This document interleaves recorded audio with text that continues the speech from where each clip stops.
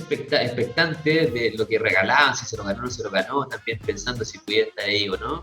Pero aparte de ello, también entreteniendo la expectativa, dispersando también la cabeza, pues, weón. Si al fin y al cabo en esos tiempos, weón, 80, 90, había igual carete de pobreza en Chile. Sí, po. Acuérdate que era tema en los noticieros cuando se acumuló el loto, weón, o se acumuló el quino y era el despacho directo desde la agencia donde la gente Colas estaba y colas. colas y colas de gente para alcanzar a, weón, a hacer sus apuestas, pues, weón. Qué heavy la Un mundo de cultura, weón. expectativas. Sí, po, porque ahí la televisión, el marketing generó expectativas en las personas. Po. Me gano el loto, no trabajo más, chao jefe, toda esa weá. El chao jefe, pues, weón, es el mejor ejemplo. Bueno, esa es la dinámica de un sistema neoliberal instalado donde el éxito está asociado a la plata, pues, weón. Sí, po. Donde mientras No, más y lo dinero más, tienes, eres más exitoso. claro, pues, y lo más cruento del modelo neoliberal que hace la diferencia, por ejemplo, con el modelo gringo, es que libera las necesidades básicas, las libera el mercado. Agua, luz, ¿cachai? Pensiones, todas esas necesidades que son como muy elementales, que no pueden faltar en un hogar, hoy en día las tiene el mercado. Y ahí es donde ya te desfasáis, pues donde cuando le pasáis a una empresa que empieza a ganar plata con el agua potable, pues, con el agua de consumo humano, porque llega a todas las casas. Entonces, y ahí la weá se descuadra. Pero ¿y cuánto de Ahí eso ya es tiene que ver donde con cuánto de eso tiene que ver con la eficiencia también? Porque el Estado, hablar del Estado hoy día implica hablar de burocracia, implica hablar, weón, de mal manejo, de corrupción, de un montón de temas. Y yo creo que eso también fue lo que se vendió para justificar, por ejemplo, la privatización de muchas empresas como Entel, que era la empresa de telecomunicaciones que era del Estado de Chile, o la compañía de teléfonos de Chile, que hoy día es Movistar, o Chilectra, que todos teníamos Chilectra, weón, y que terminó siendo hoy día Chilquinta, y lo mismo con Esvalpo, weón. hemos, Hemos, hemos. Empresa Metropolitana de Obras Sanitarias. Entonces, las mismas autopistas, pues, weón. El impuesto al Mira, combustible tenía ese sentido, y finalmente eran tan malas las carreteras en Chile que tuvieron que concesionarlas para poder mejorarlas. mira, el único municipio que tiene expertise como desde el ámbito público es Maipú, que es dueña de la sanitaria. Claro, Y ellos claro. reparten el agua y todo el cuento. Hay un tema ahí. Y otra experiencia que creo que hay que mirar con atención es todos los comités de agua potable rural que existen a nivel nacional en los territorios rurales, en donde son administrados por la comunidad. Y son ahí supervisados por el Estado a través de la Dirección de Obras Hidráulicas de la Unidad de Agua Potable. Entonces yo creo que hay experiencia. El tema está que se sataniza con la finalidad de poder decirle a la gente, no, po, la idea es que lo lleve un privado porque me prestan mejor servicio. Entonces, como lo que hicieron también con la salud, la educación, en donde la salud pública se fue al carajo y la educación pública se fue al carajo, pero ¿cuáles eran los mejores, los más exitosos en educación y salud? Las clínicas, ¿cachai? Los hospitales privados, los colegios particulares subvencionados y los colegios privados. Entonces ahí tú tenés como una visión desde que se instala desde la opinión pública y la recogen muy bien los medios de comunicación y destruyen, po. Realmente terminan por destruir porque hoy en día miramos para atrás y cómo está la educación pública cuestionada por todos lados. La salud cuestionada por todos lados, pero hoy en día la salud pública es la que está dando un soporte no menor en el tema pandémico. Pero la gente quiere tener ISAPRE para ir a la clínica, porque entiende que el hospital es burocrático, entiende que el hospital es sinónimo del Estado. Claro, porque se satanizó el rol del Estado en esos servicios. Pero yo creo que con un Estado moderno que tiene que ir tendiendo hacia allá, hacia un Estado más abierto, más moderno, la tecnología permite eliminar procesos burocráticos que hoy en día existen. Yo creo que es un desafío que hay que analizarlo más en profundidad, ¿cachai? Porque dejar todo al alero del Estado, si no lo tenéis bien regulado, es complejo. Y lo que pide el privado, en este caso, cuando se hace cargo de esas cosas, es que no lo regulen tanto. Es como lo que nos pasa. No hay alcantarillado en todo un territorio, el Estado va, invierte en el alcantarillado y después se lo traspasa a la sanitaria local para que administre, mantenga y opere, y la sanitaria lo primero que hace es colocarte el cargo fijo por mantención del alcantarillado, 4, 5, 6 lucas, no sé cuánto será por cada región. Cuando se invirtió con plata de Y, todo.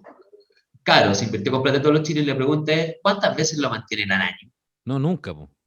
Nunca, pero si piensa que pasa con el tema de la luz también, y me pongo como ejemplo, por ejemplo, en el Tao, me acuerdo haberlo tomado yo como tema como gobernador en algún momento, el tema de las postaciones, que la municipalidad tenía que poner los postes para llegar con luz a sectores que no habían, a parcelas de los loteos irregulares, que era un tema permanente en el Tao, por ejemplo, y que finalmente terminabais pasándosela después a la empresa de luz y que te cobraba por eso.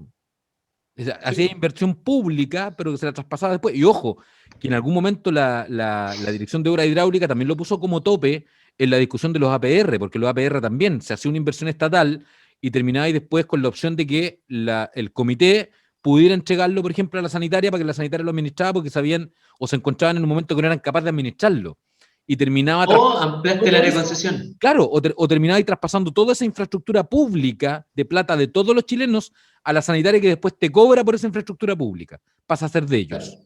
Hoy aprovechemos a saludar a la gente, Ahora, nos pillaron conversando, así que le damos la bienvenida a los que están hoy día conectándose con nosotros, nos pillaron en plena conversación, estábamos ya debatiendo precisamente este tema tan relevante, así que bienvenido a este segundo capítulo del Constituyente a través de las pantallas de Canal 2, de Chilena FM, de nuestras redes sociales, de nuestro YouTube, de nuestro canal de YouTube El Constituyente. Agradecemos a Radio La Base, que también nos transmite todos los martes, y aprovecho de saludarte, Rodrigo, y mandarle un saludo a Cristian Solís, que hoy día no pudo estar con nosotros, estaba en algunos quehaceres familiares ineludibles, así que le mandamos un abrazo grande al Tuto, que no pudo estar, pero nos pillaron en esta conversa de los derechos esenciales y del rol del Estado, que creo que es fundamental, y tú creo que diste en el clavo ahí. ¿Cómo hacemos un Estado que sea hoy día más fortalecido, más potente, pero que saque ese estigma de un Estado hoy día que es burocrático, que no es capaz de cumplir y que no tiene otra opción muchas veces que privatizar? exacto. Un saludo a todos los quienes nos escuchan y también mandar un abrazo grande al Cristian y a su familia. Y sí, pues el desafío, pues, Manuel, lo que estábamos conversando anteriormente es bastante interesante desde el punto de vista de cómo vamos a revalidar la institucionalidad pública hoy en día en Chile, pues entendiendo que están en el piso.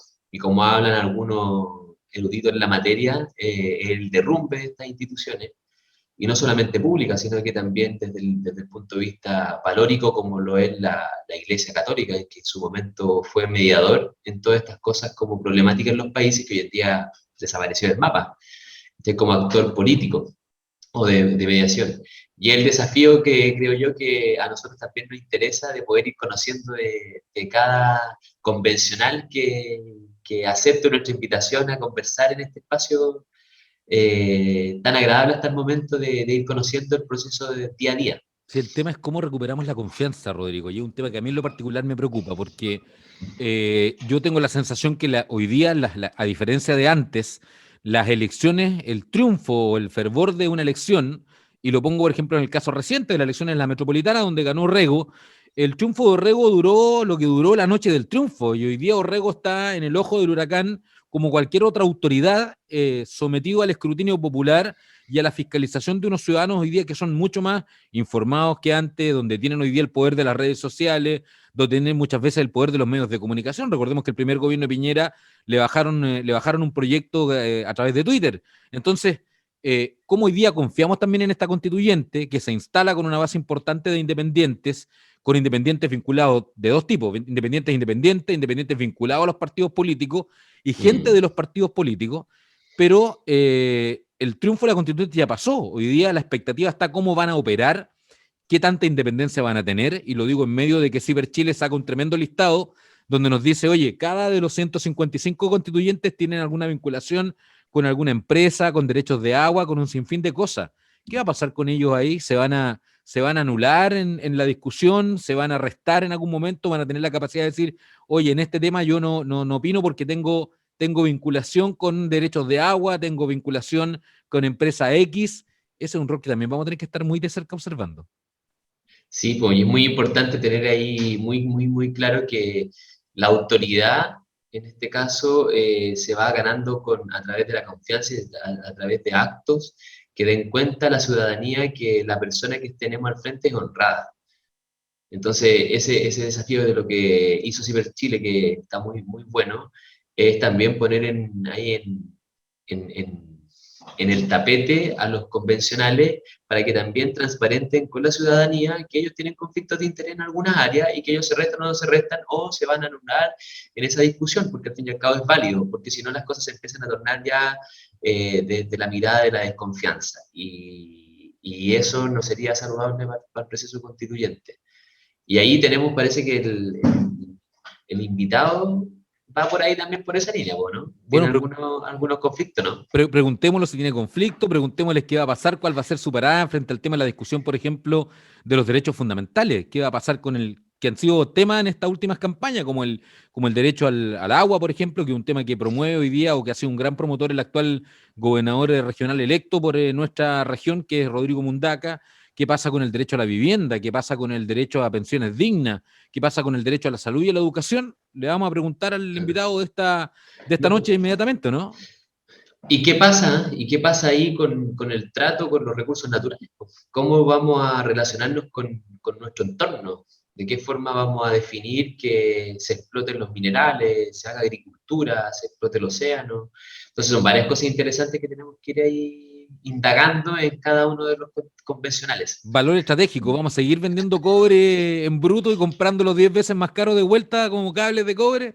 Bueno, le vamos a preguntar todo eso a Jaime Baza, el invitado de esta noche en este capítulo del Constituyente. Bien, ya lo ven en pantalla, está con nosotros el profesor Jaime Baza, constituyente, flamante constituyente de nuestra región y particularmente representante de nuestra provincia de San Antonio, Distrito 7, con la más alta votación, y es quien nos va a representar con sus ideas en este importante proceso. Jaime, ¿qué tal? Bienvenido, gracias por estar hoy día en esta segunda temporada del Constituyente. Hola Manuel, ¿qué tal? Buenos días, gracias por la invitación. Hola Rodrigo, ¿cómo estás? Bien, ¿y tú qué tal? Bienvenido. Muchas gracias. Oye, vamos de lleno a los temas que nos competen, Jaime. Bueno, una nueva etapa, obtuviste la primera mayoría en la región de Valparaíso, lo que es muy bueno además, porque significa que se reconoce no solamente el proyecto que tú has planteado, donde principalmente viene incluida alta participación ciudadana, y que es lo que esperamos gran parte de los que estamos o seguimos ansiosos este proceso.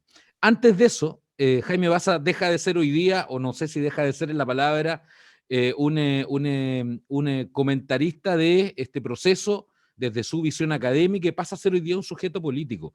¿Cómo te paras un poco, Jaime, en este proceso, a puertas del inicio de este proceso constituyente hoy día, con una representación importante dentro de la región, con un partido político que si bien te permite, digamos, participar de este proceso?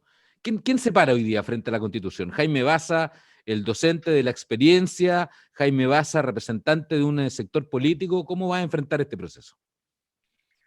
Mira, yo creo que un poco de todo, porque efectivamente hay un tránsito ahí bien interesante desde el académico comprometido con ciertas cuestiones políticas, que empuja ciertas causas, pero que también explica mucho lo que está, o trata de explicar lo que está pasando, con una persona que ya no es un candidato, sino que es un representante electo, ¿verdad?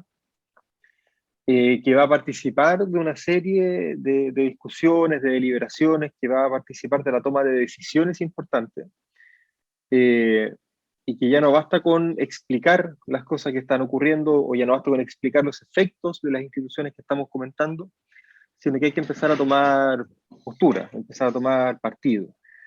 Y eso, claro, ha significado una suerte de aprendizaje en estas 4 semanas ya que han transcurrido desde las elecciones, porque si bien yo siempre he sido un académico comprometido con la realidad política y social del país, es distinto el rol que uno tiene como académico que el rol que uno tiene como, no sé, eh, cargo de representación popular. Y claro, sobre todo con la votación que obtuve, que fue una cantidad bien importante de votos aquí en la región, en el distrito, eh, lo que de alguna manera me sitúa en una posición de mucha responsabilidad. Yo creo que hoy día ese es como el sentimiento que ronda aquí en la casa, en el equipo, responsabilidad frente a los momentos históricos que estamos viviendo, y estar a la altura, ¿verdad?, de lo que la ciudadanía demanda. Entonces yo creo que cuál de todos esos Jaimes se van a expresar en este proceso, yo creo que va a ser una mezcla, ¿cierto? Va a ser probablemente un Jaime mucho más político de lo que era el profesor, ¿verdad? Probablemente. Eh, pero claro, también a mí me interesa mucho contribuir desde la experiencia que tengo como profesor de Derecho Constitucional, ¿verdad? Entonces hacer ahí un equilibrio entre ambas cuestiones. Jaime, ¿y vas a dedicarte al 100% al proceso constituyente o voy a estar interactuando en otras actividades? Voy a estar muy preferentemente ligado al proceso. Hay algunas tareas del ámbito universitario que yo creo que debiera mantener. Estoy pensando principalmente en los procesos de formación de posgrado. O sea, un tesista de magíster, un tesista de doctorado, no puede esperar un año, ¿verdad?, a que vuelva el director de la tesis. Mm. Eh, y como yo soy profesor de jornada completa y no tengo ningún otro trabajo aparte de la universidad, voy a suspender todas mis actividades en la universidad, menos investigación y posgrado.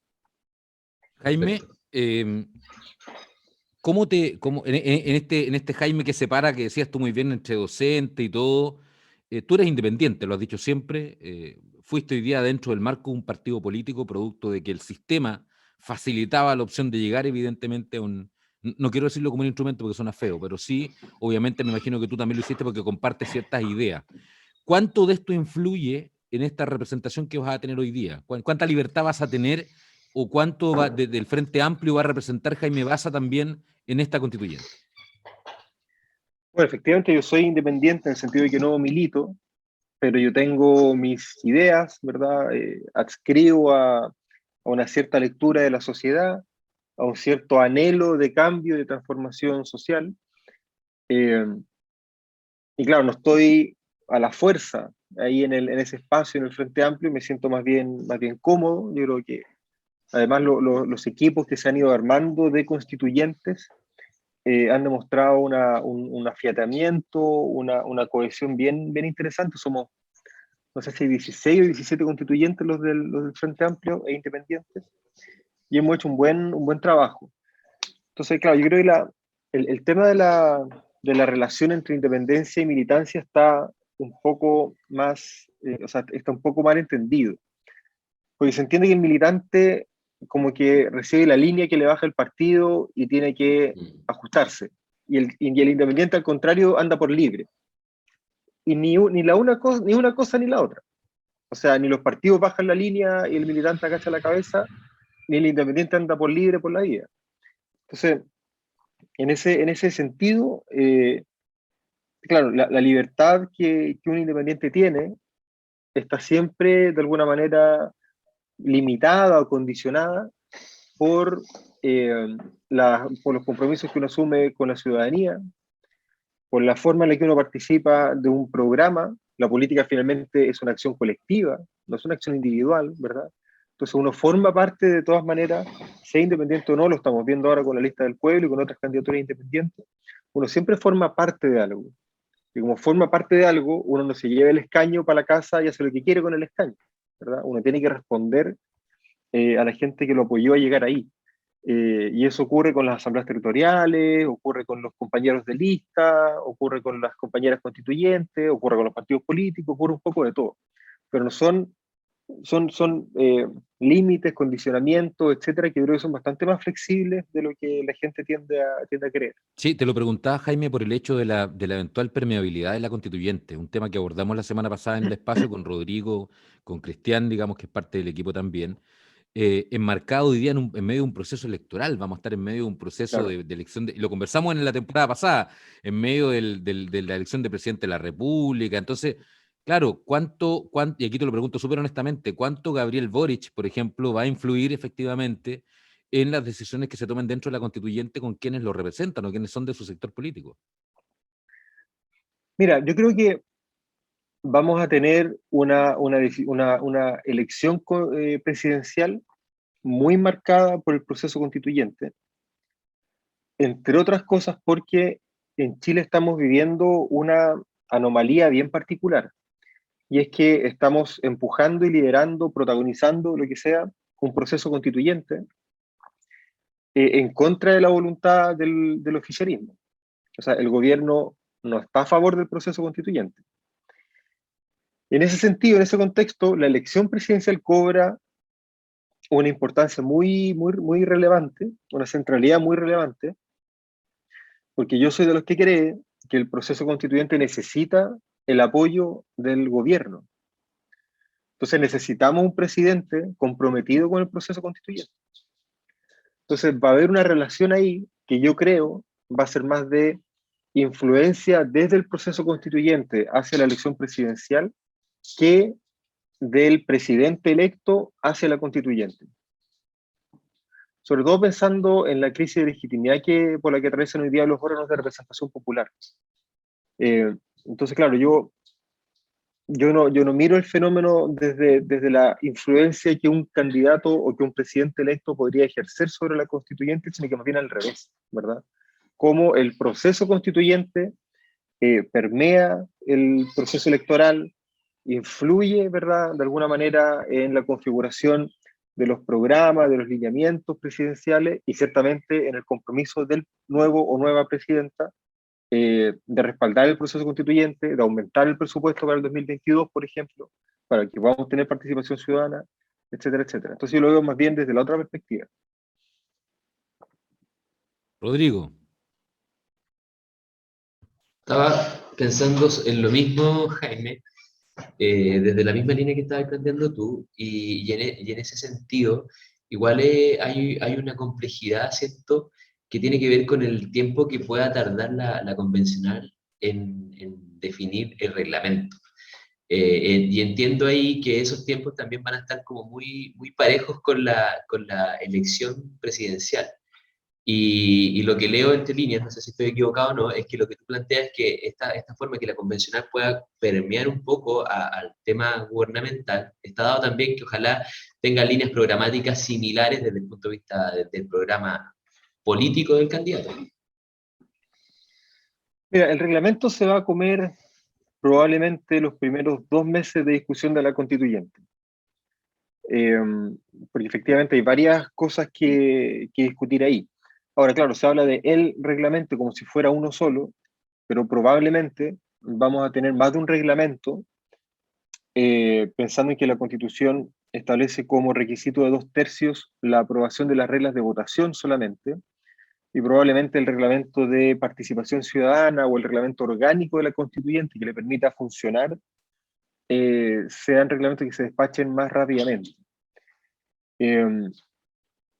Y claro, ahí la gran discusión es cómo se articula la participación de la ciudadanía con el trabajo constituyente, cómo el reglamento incorpora esas dimensiones, ¿verdad?, de discusión constituyente, territorial, porque hay hartos ejercicios ciudadanos dando vueltas. Yo creo que ese es el vínculo, de alguna manera, entre el proceso electoral y el trabajo de la constituyente. No es una cuestión de contenido programático, ¿verdad? No es que X candidato presidencial diga educación pública y baja la línea a la constituyente y diga educación pública. Yo creo que hoy día los compromisos que se esperan de la institucionalidad de los poderes constituidos es que apoyen el trabajo de la constituyente, que mejoren las condiciones presupuestarias para que la constituyente pueda trabajar más libremente y que se cuadren con ampliar los canales de participación ciudadana, pero no con los contenidos de la Constitución propiamente tal. El tema presupuestario es súper importante. Piensa que, mira, la Cámara de Diputados tiene 155 integrantes y la Convención Constituyente también tiene 155 integrantes. Y la tarea que tienen que cumplir es más o menos la misma. Y sin embargo, la Constituyente tiene un presupuesto que alcanza al 10% del presupuesto de la Cámara de Diputados. El 10% para 2021. Entonces, La hay un importancia que tiene el rediseño ahí proceso, necesario. claro. Exactamente. No, imagínate, hay 500 millones de pesos para participación ciudadana. Apenas 500 millones. El proceso constituyente de Bachelet, que ya sabemos cómo terminó, costó 2.900 millones de pesos. 6 veces más. Claro, hay una discusión que van a tener que dar ustedes como constituyente ahí, y claramente en las primeras semanas ya que parta esto, y que ya claro, queda bastante poco. Por eso creo que el compromiso o esa relación entre el proceso electoral y constituyente, pensando sobre todo en la presidencia de la República, tiene que estar vinculada en ese sentido, ¿verdad? El compromiso del candidato presidencial o de las candidatas presidenciales de apoyar el proceso constituyente, de mejorar las condiciones para la participación ciudadana, de mejorar las condiciones para la deliberación constituyente propiamente tal. Ahí yo creo que hay una relación muy importante, más que en contenidos, creo yo. Ya. Participación ciudadana, ¿cómo se va a ejercer, Jaime? ¿Cómo la visualizas tú? Yo he escuchado a constituyentes que han dicho queremos ir a sesionar a, no sé, a las cabeceras regionales, pero claro, con 500 millones yo no sé si van a alcanzar a muchas partes ahí, pero ¿cómo debiera darse una semana distrital probablemente como la que hacen los parlamentarios, donde ustedes puedan bajar a terreno, conversar con la comunidad, porque además van a estar cruzados inevitablemente en medio de la pandemia, que sigue siendo una complejidad para poder juntarse, reunir personas. Entonces, ¿cómo visualizas esa participación ciudadana para que realmente la gente sienta, y no sienta como que esto es un parlamento más, sino que sienta efectivamente que hay diálogo permanente entre los constituyentes y la ciudadanía? Mira, yo creo que hay hay algunas cosas propias de la Cámara que a lo mejor podemos replicar, como la idea de la semana distrital, o sea, tener una semana al mes destinada para participación ciudadana puede ser una buena idea, pero yo creo que la principal innovación va a estar en la articulación que hay, o que se construya, entre las asambleas, cabildos territoriales, organizaciones sociales que han estado trabajando el tema constitucional o que han levantado demandas asociadas a sus derechos, y el trabajo que haga la Convención Constituyente propiamente tal. Yo creo que en esa articulación el reglamento va a cumplir un papel importante, pero nosotras estamos apostando principalmente al protagonismo de las autoridades territoriales recientemente elegidas, especialmente a las concejalías. Yo creo que las concejalías pueden ser las que quieran, ¿verdad? Y las que estén disponibles para profundizar la democracia, pueden ser un brazo territorial muy importante de los y las constituyentes electas.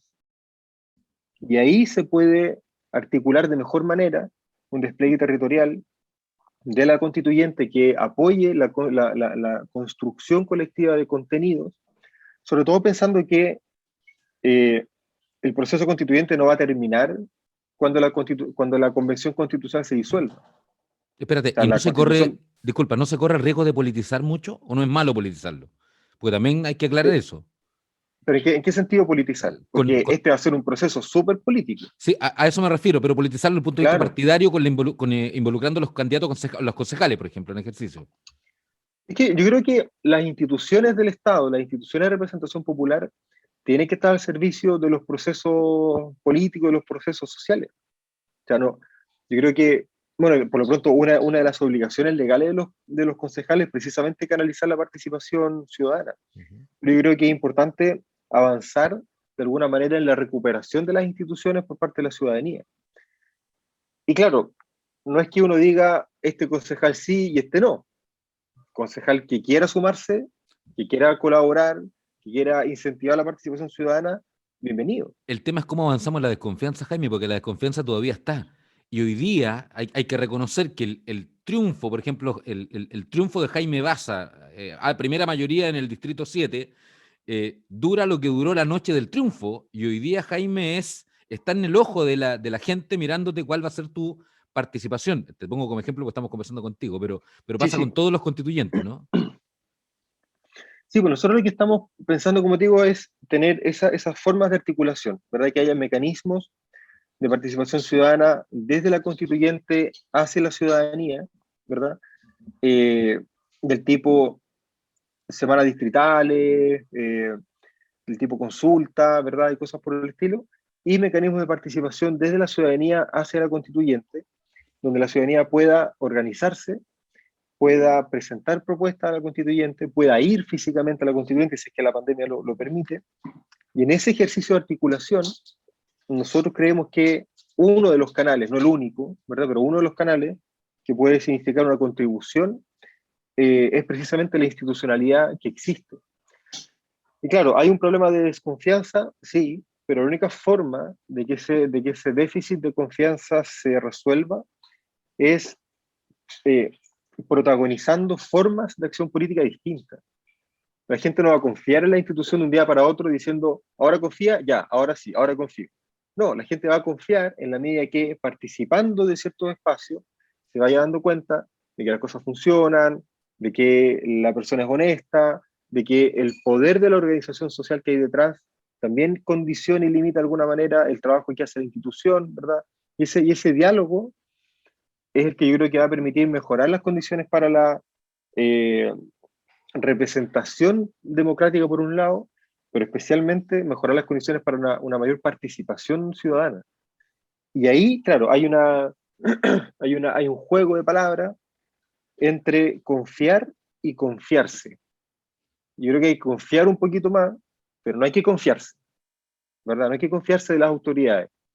Hay que estar encima, como ciudadanía tenemos que estar encima, bueno, ahora hablo como electo, pero la ciudadanía tiene que estar encima de sus representantes, tiene que estar permanentemente llamándolos a terreno, pidiéndoles explicaciones, y yo creo que esa articulación entre el trabajo territorial que ya existe y el trabajo que haga la Convención Constituyente puede colaborar a esa reconstrucción de confianzas en una forma de hacer política distinta. Entre otras cosas porque ninguna de nosotras se va a reelegir en el cargo. Si nosotros venimos, hacemos la pega y nos vamos. Yo creo que eso también puede contribuir a mejorar un poco las cosas. Es un gran desafío igual, Jaime, porque si pensamos en que la convención tiene que ser la que de una forma asuma la revalidación de la institucionalidad a través de esta participación ciudadana, es un tremendo desafío, entendiendo que las posturas desde los actores locales, que son las autoridades, también tienen su ideario político y su idea, entonces hay un tema operativo que veo que puede ser complejo, sobre todo en el panorama que estamos actualmente, que es pandemia. Va a ser efectivamente complejo, primero porque hay mucha desconfianza en las instituciones vigentes y hay mucha esperanza puesta en la constituyente. Exacto. Entonces, eso nos pone desde la constituyente en una posición de responsabilidad histórica súper importante y debiera ser un llamado a las instituciones actualmente existentes a bajar un poco la intensidad, a bajar un poco el protagonismo, entre otras cosas porque el próximo año pueden cambiar todas esas instituciones. Entonces, no sé, pues en noviembre, por ejemplo, en las regiones pares del país, vamos a elegir senadores y senadoras. Esas personas van a asumir sus cargos en marzo del 2022. Nuevos senadores, toda la Cámara de Diputados nueva. Y resulta que en julio del 2022, la nueva constitución probablemente cierre el Senado. Entonces, ¿qué vamos a hacer con esos senadores? Yo no esperaría, ¿cierto?, que toda esa institucionalidad permita que el proceso constituyente se lleve adelante de manera armónica, respetando sus espacios de decisión, entre otras cosas porque esas instituciones, en su funcionamiento, en su existencia, dependen de lo que se diga en el proceso constituyente. Y claro, si a eso le sumamos que por un lado hay desconfianza y por el otro lado hay esperanza, uno esperaría que las cosas fueran funcionando y fluyendo de buena manera. Jaime, vamos a los temas de discusión propiamente tal de la constituyente, donde como sanantoninos queremos sentir también tu representación ahí en esa discusión. Tema de derechos fundamentales o derechos esenciales, ¿cuál va a ser tu postura en torno a eso? Yo lo que he dicho durante la campaña y durante mi carrera académica, que lo voy a mantener en la constituyente, es que el catálogo de derechos fundamentales tiene que estar más equilibrado. Eso significa reconocer los derechos fundamentales que se vinculan a los distintos sectores de la sociedad y reconocerlos desde las perspectivas que sostienen el sistema de derechos fundamentales en los otros países, ¿verdad? Libertad, igualdad y fraternidad. No solo libertad individual, también igualdad, también fraternidad. Eso significa, por ejemplo, para hablar de una palabra que se usa poco, pensar la fraternidad en clave de medio ambiente, solidaridad intergeneracional, pensar la fraternidad en clave de seguridad social, solidaridad intergeneracional, por ejemplo. Pero también pensar que es necesario proteger y reconocer los derechos fundamentales de los grupos sociales que se encuentran en condiciones estructurales de postergación. Derechos de niños, niñas y adolescentes, personas mayores, personas con discapacidad, disidencia sexual, mujeres, pueblos originarios, migrantes, son todos sectores de la sociedad que son titulares de derechos específicos, derechos que son reconocidos por tratados internacionales y que el orden constitucional no contempla. Ahí hay que dar un paso muy importante para nivelar las relaciones, podríamos decir, teóricas que hay entre los derechos en la Constitución, pero también para nivelar las relaciones políticas y sociales que esos derechos constitucionales generan en la sociedad. Yo creo que ahí hay un desafío muy importante y claro, está atravesado también por las demandas estructurales del último tiempo en torno a la recuperación del agua, la protección de la seguridad social, la educación pública, gratuita y de calidad, y el sistema nacional de salud, que es una de las cosas que más necesitamos probablemente. Y las pensiones. Bueno, hablaste de seguridad social. Vivienda. Vivienda. Vivienda. Vivienda, un Vivienda tema es uno de los que temas hoy que día más no se te toca. instaló. Sí. Exactamente. Vivienda es uno de los temas que más se instaló durante la campaña, de manera bastante transversal. Lleva un temazo. Es un gran temazo. ¿Y está el Estado en condiciones de poder cumplir con eso, Jaime? Porque no es lo mismo garantizar el derecho a la salud, o sea, el acceso a la salud, como lo hace la actual Constitución, a garantizar una salud, o sea, hoy día estamos más preocupados de invertir, por ejemplo, y creo que te lo escuché en un debate hace pocos días atrás, estuviste en un debate de CEP, si no me falla la memoria, donde nos dedicamos un poco más a proteger, por ejemplo, los gastos del mundo privado que los gastos reales que puede hacer el Estado en torno, por ejemplo, a proteger este tipo de derechos que son fundamentales. Claro, este Estado no. Este Estado que conocemos ahora no está en condiciones de garantizar estos derechos fundamentales. Primero, por el carácter subsidiario que tiene, y ese rol más bien pasivo de un Estado que observa cómo hacen las cosas las empresas privadas, pero que no interviene directamente. Y por eso se ha instalado tanto la idea de que tenemos que avanzar hacia un Estado social y democrático de derecho, ¿cierto? Una forma de concepción de la sociedad distinta, no solamente del Estado, sino que una forma de entender la sociedad diferente, pensando, por ejemplo, la educación no en clave de calidad, sino que en clave de cohesión social. Y eso significa básicamente dos grandes tipos de cosas. Primero, en materia de riqueza, yo creo que hay un pilar aquí fundamental de redistribución de la riqueza, pero también de generación de la riqueza. Pero yo creo que hay una discusión ahí que hay que tener, no solamente respecto de cómo distribuimos la riqueza que generamos entre todas y todos en este país de manera más equitativa, sino también cómo generamos las condiciones institucionales para mejorar el proceso para producir riqueza en primer lugar. Desde desarrollo estratégico, innovación tecnológica, desarrollo científico, ¿verdad? El rol del Estado, etc.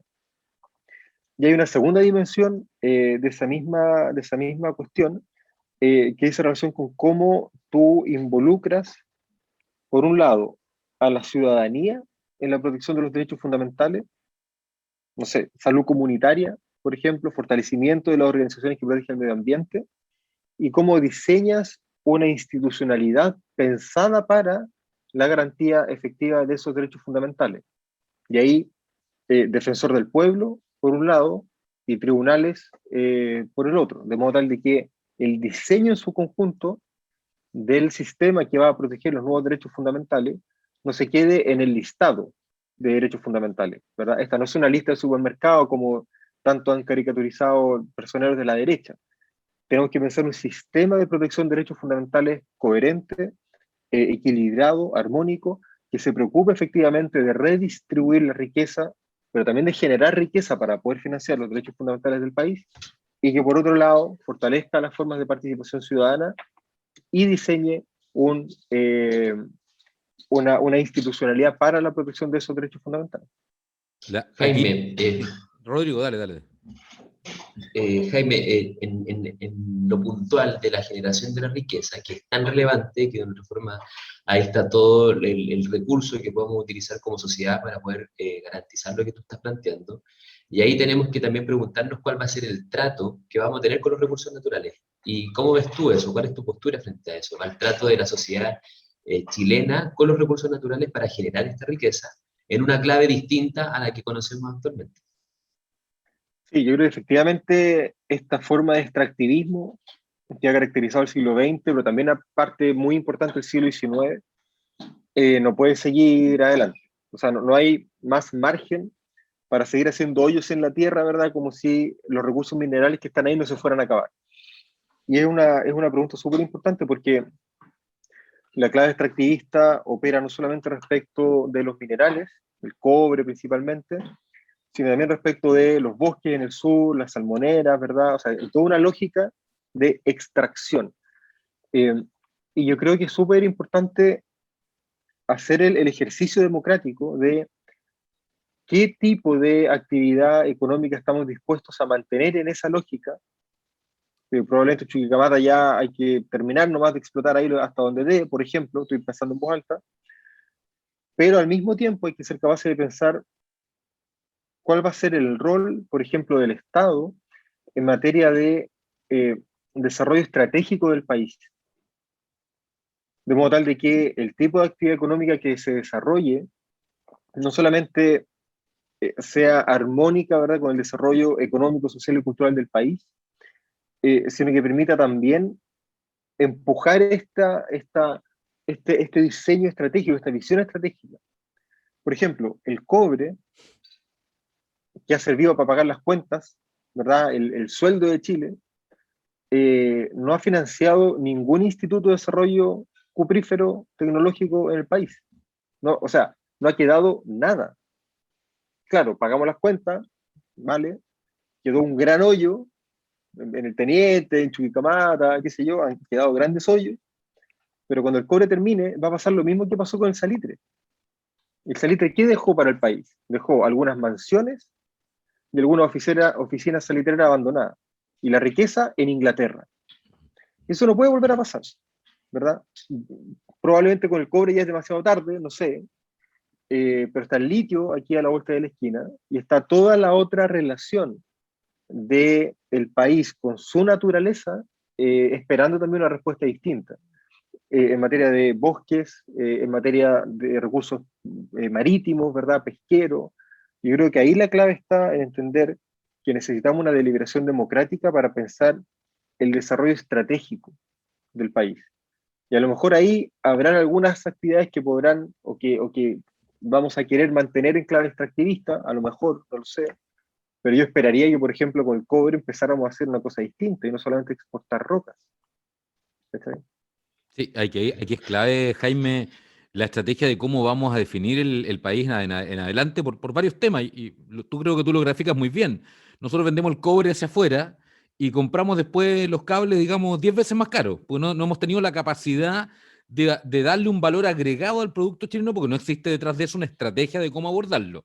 Primero, Pero mira, piensa que llevamos conversando sobre eso 30 años. sí, claro, Y durante esos 30 años se profundizó el sistema de concesión privada sobre la extracción del cobre. Más brutal todavía. Po. Nos pasa con la Exactamente. pesca. Aquí nos pasa con la pesca. Concentrado hoy día en 7 familias, en una ley absolutamente corrupta, que todo el mundo lo sabe, que ha seguido operando desde hace casi 5 o 7 años, de que está la ley, probablemente me quedo corto, y nadie dice agua va. Cuando hablamos de la educación, yo me pregunto, ¿para qué estamos educando a los niños chilenos? ¿Alguna vez no hemos preguntado para qué educamos? Nadie lo sabe. Tú le preguntas al ministro de Educación, ¿para qué educamos? ¿Cuál es el sentido de la educación chilena? Nadie lo sabe. No hay una visión de país estratégica y ahí comparto contigo que es clave las decisiones que se tomen a partir de esta discusión de la constituyente. Sí, pues exactamente, exactamente. O Jaime, cualquiera, está abierto el micrófono, los que quieran. No, y quería preguntarle a Jaime, volviendo un poco al tema de los recursos naturales y teniendo el contexto regional, que somos una región muy conflictuada desde el punto de vista agrícola. El agua y la forma de estar haciendo agricultura hoy día en esta clave extractivista y que maximiza ganancias por sobre la calidad de vida de las personas que trabajan y también por sobre los recursos naturales, como por ejemplo los cultivos de palto. Entonces ahí hay un temazo. Somos un país que nos definimos en su momento como potencia agroalimentaria, pero no estamos alimentando nuestro país, sino que estamos generando productos para mandarlos para afuera porque ahí está la plata, hay que ver los empresarios. ¿Cómo ves tú eso desde el punto de vista constitucional? ¿Cómo vamos a empezar a tomar esas cosas que son tan sensibles en la coyuntura actual y que tienen que ser evidenciadas para poder cambiar esa mirada en un Chile futuro? Sí, ahí hay un tema que yo creo que es mucho más complejo, eh, que probablemente es cultural, no lo sé, que es esa relación con la forma en la que se han normalizado los modos de acumulación de la riqueza. Eh, los productores de, no sé, palta no necesitan vender tanta más palta al extranjero para ganar tanto más dinero. Un poco la lógica casera. Si tenía una tele de, no sé cuántas son las tele, 20 pulgadas, ya con eso tenía una tele, no necesitaba una de 40. Y esa lógica como de concentración del poder, de acumulación de la riqueza, que es muy propia del régimen, no sé, neoliberal o de capitalismo tardío o lo que sea que estamos viviendo, es la que nos tiene en esas condiciones, ¿verdad? Con la privatización del agua, con el mar en concesionado para 7 familias, ¿verdad? Con un puñado de empresas que manejan los fondos de pensiones, con un puñado de empresas que manejan la gran minería del cobre. Eh, y ese es un problema. Y es un problema porque incluso los proyectos de transformación social que se han llevado adelante en otros países no han sido capaces de romper con las lógicas de concentración del poder, sino que simplemente han trasladado el foco de concentración del poder del mundo privado al Estado. Y ahí tenemos un desafío importante. O sea, estoy pensando más bien en clave de hablar, por ejemplo, de la recuperación de los bienes comunes, de economía local, de economía circular, participación ciudadana, reciclaje, reutilización, que es una dinámica distinta. Claro, esto no es algo que vaya a estar en la Constitución, probablemente, pero sí van a ser discusiones que el país va a tener con ocasión del proceso constituyente, que yo creo que nos van a llevar a reflexionar sobre esa dimensión de concentración del poder que caracteriza tanto al país, ¿verdad? Y que se refleja en tantas dimensiones. El modelo extractivista finalmente parte de eso, ¿cierto? El carácter extractivista, de concentración, de superexplotación, de surgimiento de zonas de sacrificio, ¿verdad? Donde todo se va concentrando en unas pocas manos. Yo creo que eso es lo que rompe de alguna manera y va precarizando también las condiciones de vida de la población. Pero en esa línea, Jaime, es importante que el trato que se defina en la convención que vamos a tener con los recursos naturales marca el nuevo paradigma productivo de Chile. ¿Y a qué me refiero con ello? Por ejemplo, si el suelo lo valoramos como debe ser valorado, el suelo, entendiendo que es nuestro patrimonio que nos va a alimentar en el futuro, actual y futuro, las futuras generaciones, ¿qué relación vamos a tener con el suelo? Vamos a seguir permitiendo que los cerros sean trabajados con retroexcavadora y se hagan camellones a favor de la pendiente y que con lluvias fuertes que están hoy en día dándose con el cambio climático se vaya la cubierta vegetal a los ríos, al mar. Entonces, yo creo que ese punto es muy importante abordarlo porque va a cambiar el paradigma productivo de nuestro país. Yo creo que ahí está el cambio en la matriz también del modelo económico. Sí, sí, estoy de acuerdo. Por eso la clave está en poner el foco en aquellas cuestiones que no son susceptibles, por ejemplo, de propiedad privada, sino que son bienes comunes. Y claro, durante mucho tiempo protegimos los bienes comunes porque eran comunes. No sé, los ríos, ¿verdad? Las playas, el borde costero. Y en algún momento esa concepción de las cosas que tenemos en común perdió, fue derrotada, fue abandonada. Y se impuso la idea de que sobre todas estas cosas puede haber propiedad privada. Entonces explotemos la ladera de los cerros, explotemos el borde costero, explotemos las dunas, porque todo se puede vender. Y esa lógica yo creo que efectivamente va a estar en el centro de la discusión. Mira, te lo pongo desde una perspectiva distinta. Hoy día la Constitución solo protege la propiedad privada, pero hay muchas otras formas de propiedad. Hay propiedad comunitaria, hay bienes comunes, hay propiedades ancestrales. Poniendo esas propiedades sobre la Constitución, en la nueva Constitución, inmediatamente te relativiza la sobreprotección de la propiedad privada.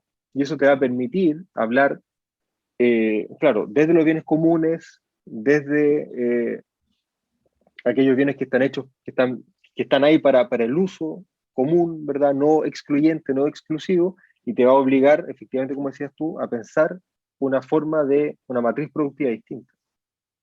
Jaime, nos quedan más o menos 3 a 4 minutos más de conversación. Quiero ahondar en un tema que tú lo planteaste que me parece muy interesante. Lo has dicho varias veces, pero pasó un poco colado ahora en la conversación, por eso quiero detenerme ahí, que es el tema de la creación de este ombudsman, o en el fondo defensor del pueblo, que es la garantía que debiera tener la comunidad para que a través de la vía institucional pueda hacer su legítimo reclamo de aquellas cosas que hoy día no le parecen y no tengamos que estar siempre teniendo que salir a la calle, teniendo que enfrentarnos a carabineros, a la policía que sea, para poder conseguir algo, porque aquí en Chile parece que las cosas funcionan a presión. Si tú sales a la calle, si tú quemaste un auto, si quemaste una micro, las cosas funcionan. Tuvimos constitución después de una revuelta súper violenta, si no, no la habríamos tenido. La historia de Chile nos dice para atrás que todo lo que se ha conseguido en base a actos de violencia, lamentablemente. Entonces, esta figura hoy día, que en el mundo opera, creo que Uruguay, si no me falla la memoria, lo tiene bastante bien instalado, o tú me corriges después, pero ¿cómo lo visualizas y cuál sería el rol que debiera tener en esta sociedad para que la gente que nos está viendo hoy día lo entienda con pera y manzana? Bueno, efectivamente, el defensor del pueblo, ombudsman, es una institución súper vieja en el derecho comparado, viene del mundo escandinavo, hace, no sé, 30 años o más. Eh, y claro, la función que tiene principalmente es la protección de esa dimensión individual de los derechos fundamentales, pero en su vertiente, podríamos decir, preventiva.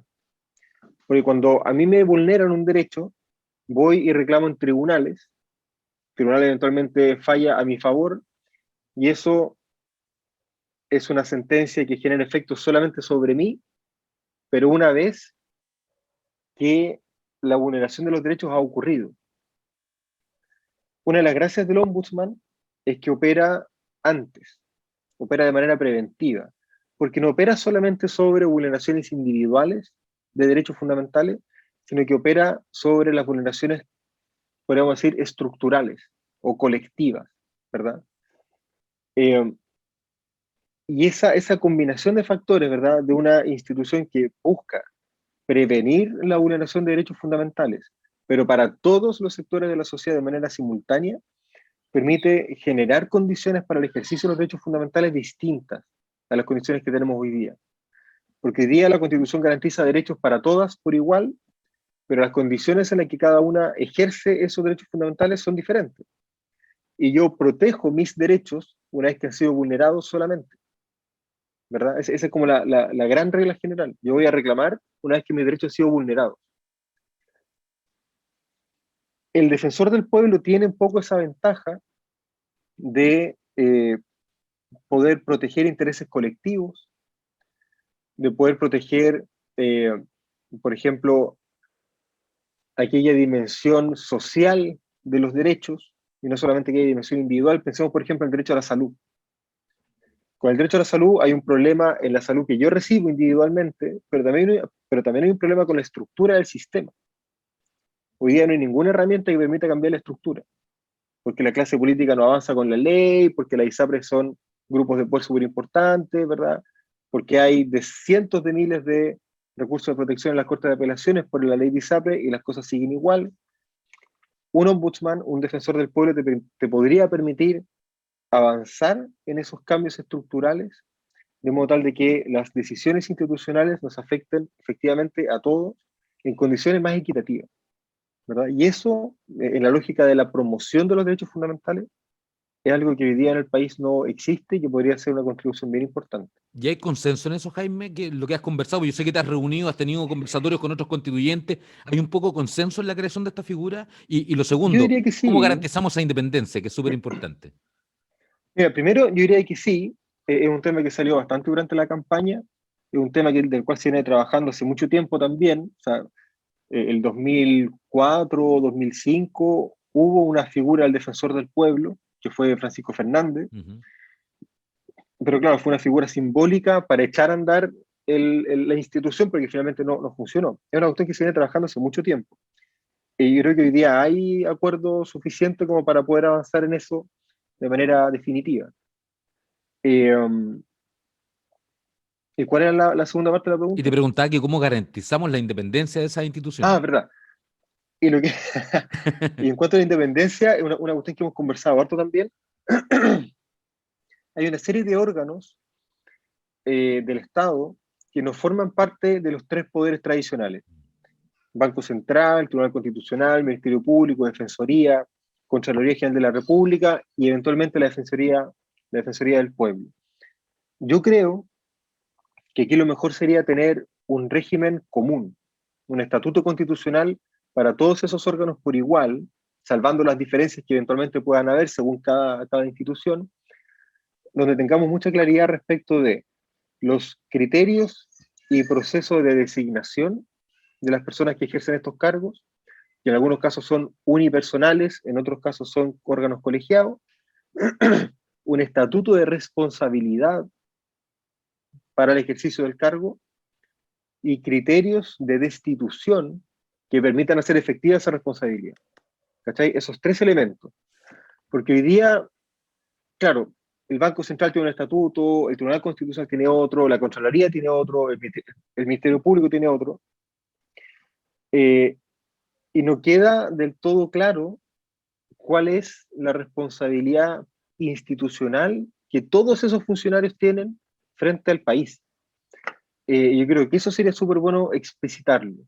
Y en esa explicitación, en la construcción de ese estatuto constitucional para estas instituciones del Estado, yo metería también al defensor del pueblo, pensando en lo importante que es garantizar la independencia en el ejercicio de su cargo, sobre todo independencia respecto del poder político, pero no autonomía, porque esta no es gente que se manda sola, ¿verdad? Esta es gente que tiene una ley orgánica, tiene una constitución, tiene deberes, tiene responsabilidades, y tiene que responder ante esas obligaciones. Entonces, en eso hemos estado pensando, un estatuto compartido para todos estos órganos, también para la Defensoría del Pueblo, por esos tres criterios claros.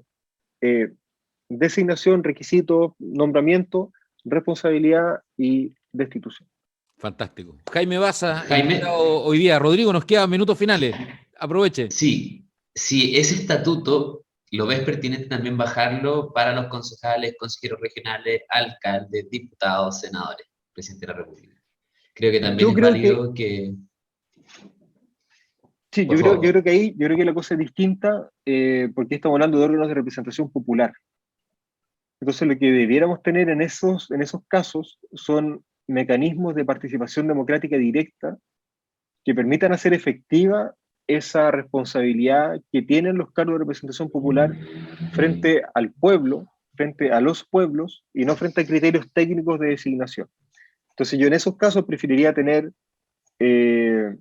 la revocación de mandato, por ejemplo, y no un estatuto del tipo que podría tener el Banco Central, por ejemplo. O sea, que yo creo que el pueblo pueda presentar, así como podría presentar una iniciativa popular de ley, que pueda revocarle el mandato que le confirió a un parlamentario. Y lo mismo para el Consejo y para el presidente y para todos los cargos de representación popular.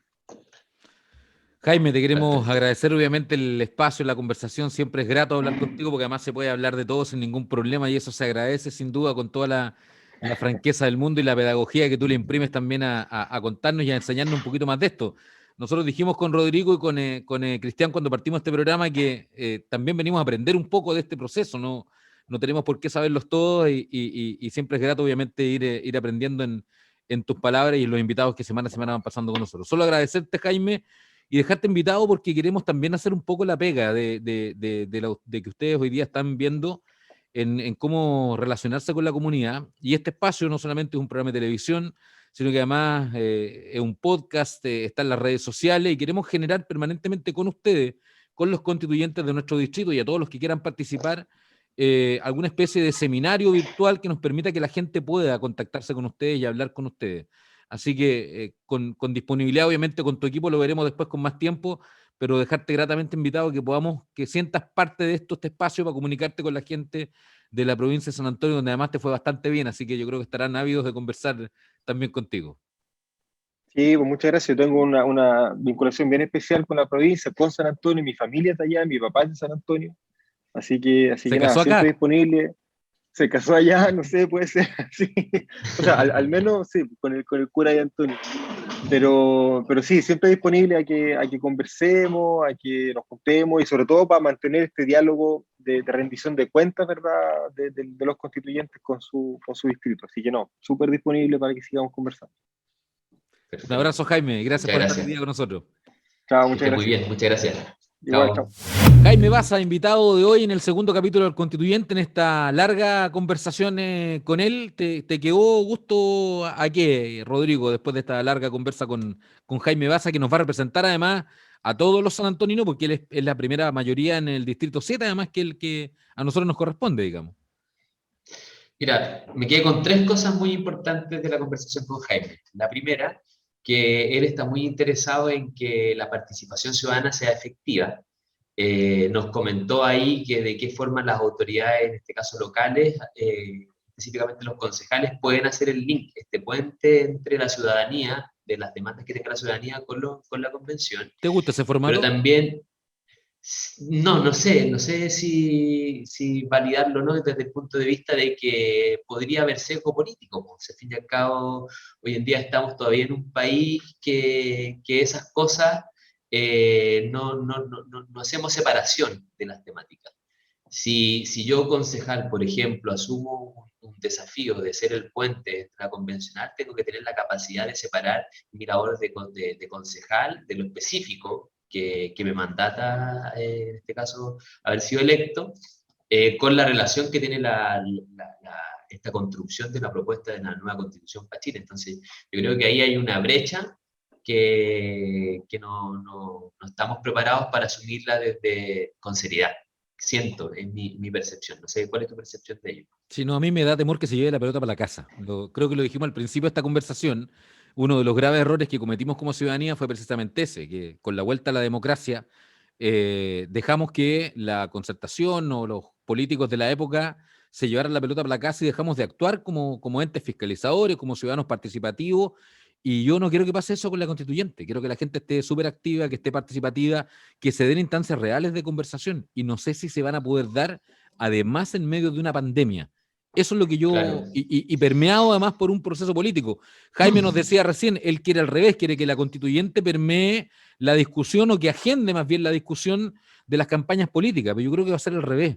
Yo creo que inevitablemente los candidatos presidenciales van a terminar instalando temas dentro de la constituyente, y eso me preocupa porque va a terminar armando una constitución a la medida de los candidatos y no a la medida de la gente, que es lo que realmente necesitamos. Ojalá que no sea así. Po. Oye, y el segundo tema que me quedo muy dando vueltas, que es lo que él nos decía, que actualmente tenían un presupuesto de 500 millones de pesos.